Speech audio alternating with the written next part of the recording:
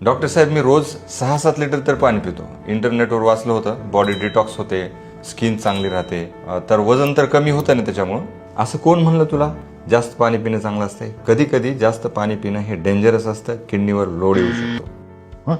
पण कालच मी एक रील बघितली, त्याच्यामध्ये पाणी जास्त पिलं की बॉडीमधलं विष बाहेर पडतं आणि फॅट सुद्धा बर्न होते म्हणून लिहिलंय. अरे, नॉर्मल पाणी पिलं तर आपली बॉडी हे लिव्हर, किडनी हे तुझी बॉडी डिटॉक्स करणार आहेत आणि मेटाबॉलिझमला सपोर्ट करतात. म्हणजे जास्त अति पाणी पिलं म्हणून जे काही तुला वाटतं फॅट बर्न होते, बॉडी डिटॉक्स होते, हे निव्वळ मिथ आहे. तरीच म्हणतोय, सारखं सारखं वॉशरूमला का जावं लागले? आत्ता कळालं ते जास्त पाणी होत होतं. हो, शरीराला फक्त हायड्रेशन म्हणजे नॉर्मल वॉटर लेवल गरजेची असते.